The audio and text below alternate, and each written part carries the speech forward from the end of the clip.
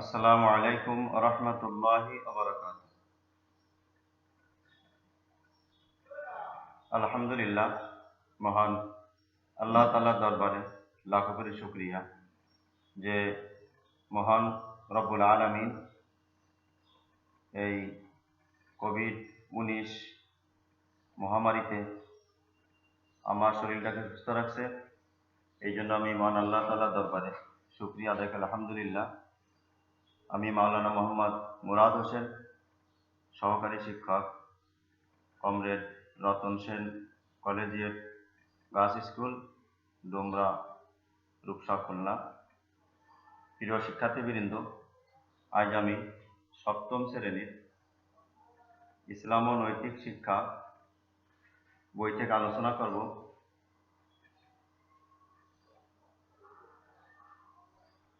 প্রথম অধ্যায় আকাইদ সম্পর্কে আলোচনা করব। এবার আমি প্রিয় শিক্ষার্থীবৃন্দ, বিসমিল্লাহির রহমানির রহিম।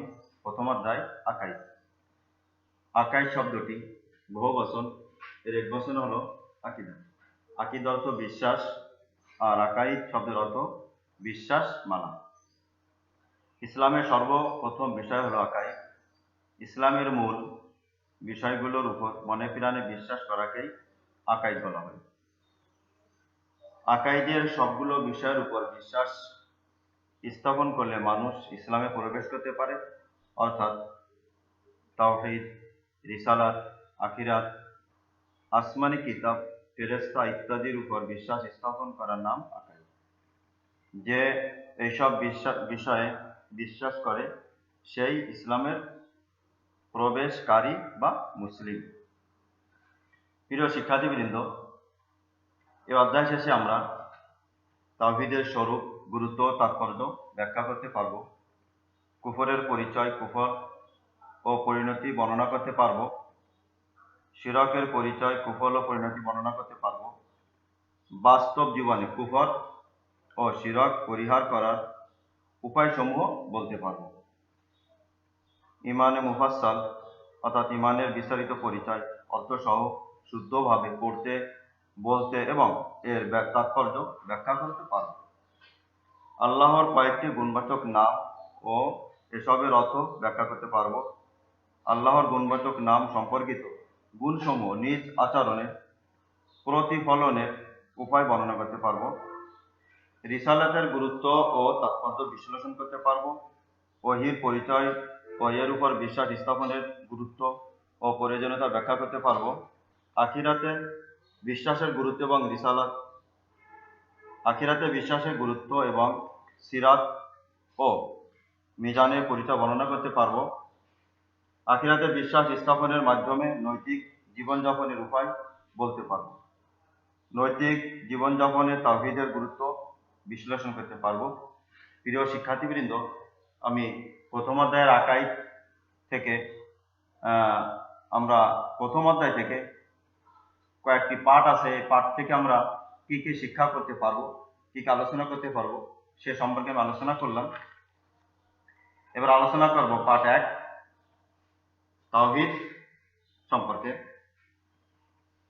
প্রিয় শিক্ষার্থীবৃন্দ, তাওহীদ শব্দের অর্থ হচ্ছে একত্ববাদ। মহান আল্লাহকে এক অদ্বিতীয় সত্তা হিসেবে বিশ্বাস করার নামই হলো তাওহীদ। অর্থাৎ আল্লাহ তাআলা এক, তার কোনো শরীক নেই, তিনি স্বয়ংসম্পূর্ণ, তিনি আমাদের রক্ষক, সৃষ্টিকর্তা, পালনকর্তা ও রিজিকদাতা। তিনি অনাদি অনন্ত, তার সমকক্ষ বা সমতুল্য কিছুই নেই। তিনি একমাত্র মাবুদ, সকল প্রশংসা ও ইবাদত একমাত্র তারই প্রাপ্য।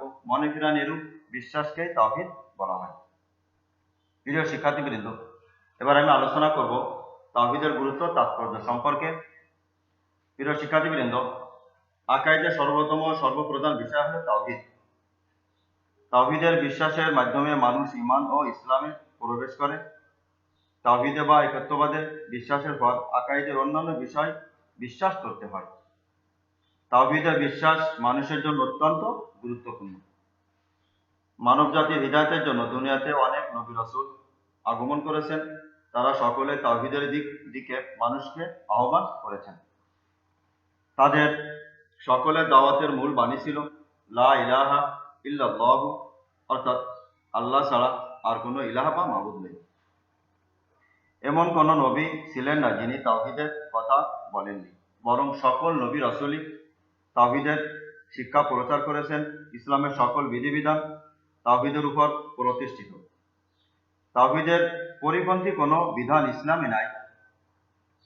সালাত, যাকাত, সাওম, হজ সকল ইবাদত এক আল্লাহর জন্য করতে হয়। প্রিয় শিক্ষার্থীবৃন্দ, কোনো কিছু চাইতে হলেও এক আল্লাহর নিকট চাইতে হয়, এটা ইসলামের শিক্ষা। অতএব ইসলামে তাওহীদের গুরুত্ব অপরিসীম। প্রিয় শিক্ষার্থীবৃন্দ, তাওহীদে বিশ্বাস মানুষকে দুনিয়া তো আখিরাতে সফলতা এনে দেয়। কেননা তাওহীদ মানুষকে আল্লাহর পরিচয় দান করে।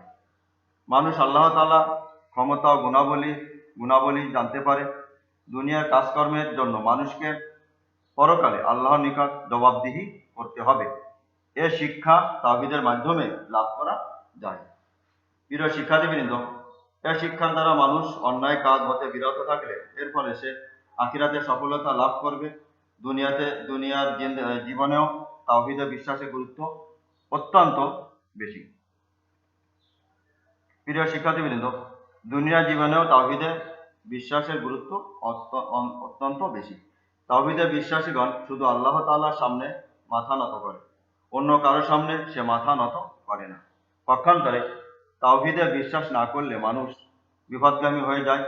সে গাছপালা, পশু পাখি, চন্দ্র সূর্য ইত্যাদি নিকট মাথা নত করে, নানা মূর্তির পূজা করতে থাকে। ফলে মানুষের আত্মমর্যাদা বিনষ্ট হয়। তাওহীদে বিশ্বাস মানুষের মধ্যে আত্মসম্মান ও আত্মসচেতনতা জাগিয়ে তোলে।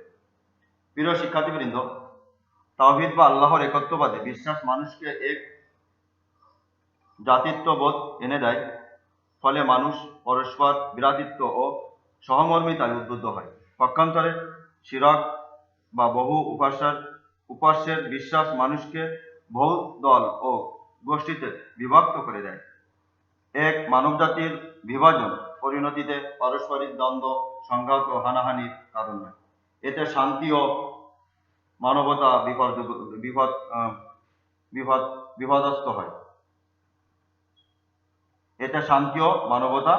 বিপদস্ত হয়। তাওহীদে বিশ্বাস মানুষকে এক আল্লাহ তাআলার প্রতি নির্ভরশীল করে। ফলে বিপদে আপদে,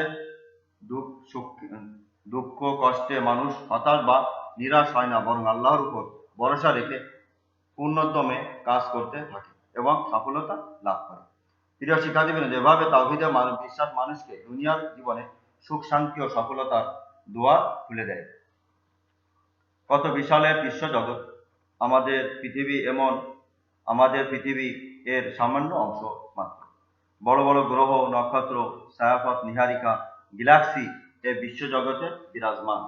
প্রিয় শিক্ষার্থীবৃন্দ, এগুলোর প্রত্যেকটি সুশৃঙ্খল ভাবে ঘুরছে, কোনোটি এর নির্ধারিত নিয়মে বাইরে যাচ্ছে না। কে দিলেন এই নিয়ম? আমাদের পৃথিবী কত সুন্দর! এতে রয়েছে বিশাল আকাশ, বিস্তৃত মাঠ, বড় বড় পাহাড় পর্বত, প্রবাহমান নদী নালা, সাগর মহাসাগর। এসব কিছুই আপনি সৃষ্টি হয়নি। কে এসবের সৃষ্টিকর্তা? ফল খেতে আমরা সবাই ভালোবাসি। আম গাছে আম হয়, জাম গাছে জাম। আমরা কি কখনো কাঁঠাল গাছে আম কিংবা তরমুজ ধরতে দেখেছি? কেউ দেখিনি। কারণ কাঁঠাল গাছে কাঁঠাল ছাড়া অন্য কোনো ফল হয় না। আমাদের চারপাশে রয়েছে নানা রকম পশু পাখি। কাক আমাদের অতি পরিচিত পাখি। কাক সবসময় কা কা করে ডাকে। কাক কোনো দিন কোকিলের মতো ডাকে না।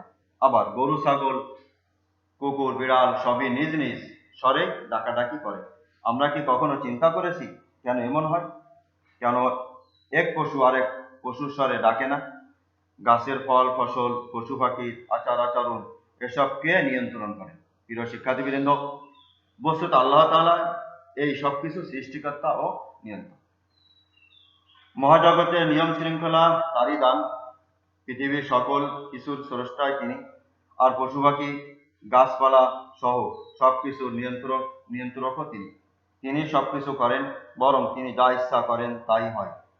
এসব কিছুতে যদি একের বেশি নিয়ন্ত্রণ থাকতো তবে নানা রকম বিশৃঙ্খলা দেখা দিত।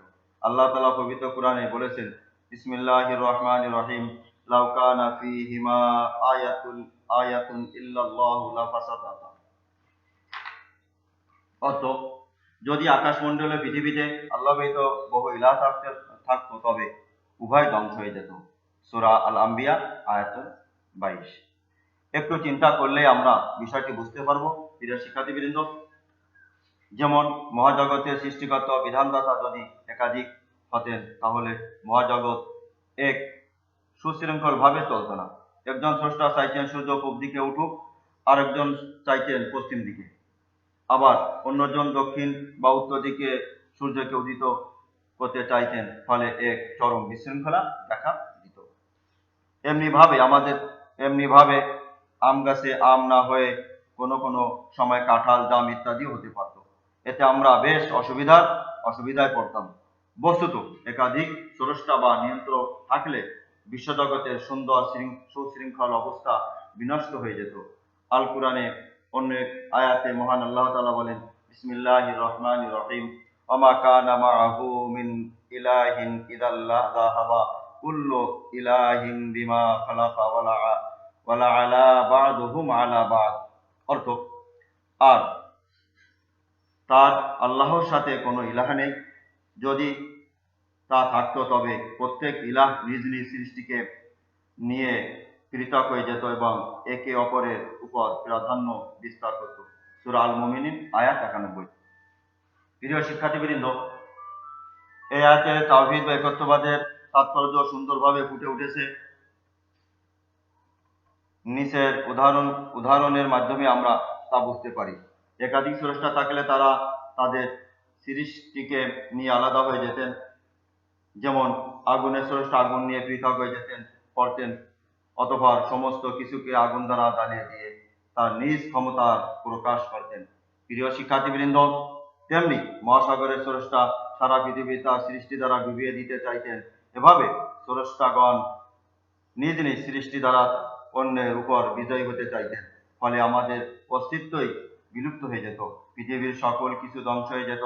এসব বর্ণনা একথাই প্রমাণ করে যে ইলাহ মাত্র একজনই, আর তিনি হলেন আল্লাহ তাআলা।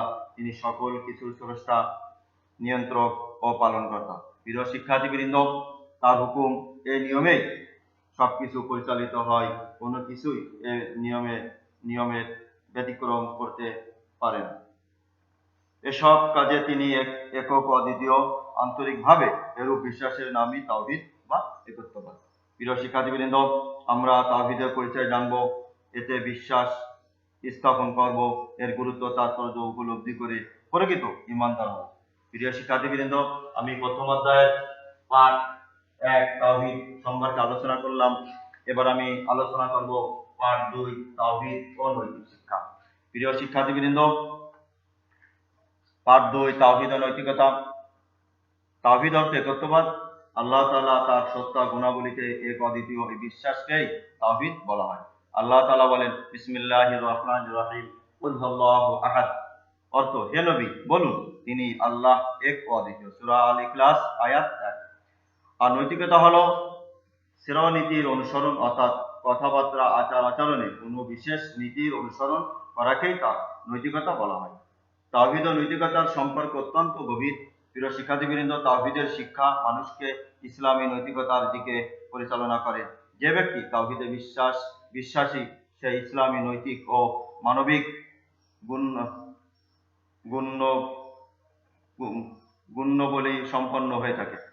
প্রিয় শিক্ষার্থীবৃন্দ, যে ব্যক্তি তাওহীদে বিশ্বাসী সে ইসলামী নৈতিক ও মানবিক গুণাবলী সম্পন্ন হয়ে থাকে। আল্লাহ তাআলা আমাদের স্রষ্টা, তিনি আমাদের উত্তম আকৃতিতে সৃষ্টি করেছেন। তিনি আমাদের লালন পালন করেন। পৃথিবীর সমস্ত নিয়ামত তারই দান। তিনি আমাদের বিপদ আপদ থেকে রক্ষা করেন। তিনি একমাত্র উপাস্য, তিনি ব্যতীত আর কোনো উপাস্য নেই। আমাদের সৃষ্টি করার মূল কারণ হলো তার ইবাদত করা। আল্লাহ তাআলা বলেন, বিসমিল্লাহির রহমানির রহিম, ওমা খালাকতুল জিন্না ওয়াল ইনসা ইল্লা লিয়াবুদুন। অর্থ, আল্লাহ তাআলা বলেন, আমি জিন এবং মানুষকে কেবল আমার ইবাদতের জন্যই সৃষ্টি করেছি। সূরা আল আযারিয়াত আয়াত 56। প্রিয় শিক্ষার্থীবৃন্দ, সুতরাং মানুষের উচিত তার ইবাদত করা, শুকরিয়া আদায় করা, জীবনযাপনের সকল ক্ষেত্রে তার হুকুম ও আদেশ নিষেধ মেনে চলা। অতএব তাওহীদে বিশ্বাস আমাদের আল্লাহর প্রতি আনুগত্যের শিক্ষা দেয়, আল্লাহ তাআলার সন্তুষ্টির জন্য ভালো ও নৈতিক গুণাবলী অর্জনে উৎসাহিত করে। এভাবে নৈতিকতা অর্জনে তাওহীদের গুরুত্বপূর্ণ ভূমিকা রয়েছে। প্রিয় শিক্ষার্থীবৃন্দ, তাওহীদের মূল শিক্ষা হলো আল্লাহ তাআলার এক ও সত্তা হিসাবে বিশ্বাস করা, পাশাপাশি আল্লাহ তাআলার গুণাবলীতেও একক বিশ্বাসী তাওহীদের অন্তর্গত। তাওহীদ আমাদের আল্লাহ তাআলার নানা গুণের পরিচয় দান করে, যেমন আল্লাহ তাআলা রহমান, রহিম, করিম, গফফার, রাজ্জাক, খালিক, মালিক, রব ইত্যাদি। প্রিয় শিক্ষার্থীবৃন্দ, এ সমস্ত পুণ্যের ক্ষেত্রেও আল্লাহ তাআলা একক, কেউ তার সমকক্ষ নয়। তিনি সকল গুণে অতুলনীয়। কোনো মানুষ বা সৃষ্টির পক্ষে তার এসব গুণের পূর্ণ অধিকারী হওয়া সম্ভব নয়। তবে মানুষ নিজ জীবনে এসব গুণের চর্চা করবে, উত্তম চরিত্রবান হবে, এটাই ইসলামের শিক্ষা। প্রিয় শিক্ষার্থীবৃন্দ, আল্লাহ তাআলার এসব গুণ নৈতিকতার সর্বোত্তম স্তর। মানুষ যখন এসব গুণাবলী অনুশীলন করে, তখন তার সকল কাজ, নীতি ও আদর্শ অনুযায়ী হয়। তার দ্বারা নৈতিক ও মানবিক মূল্যবোধ প্রতিষ্ঠিত হয়। এভাবে তাওহীদ মানুষকে আল্লাহ তাআলার গুণাবলী অর্জন করতে উৎসাহিত করে।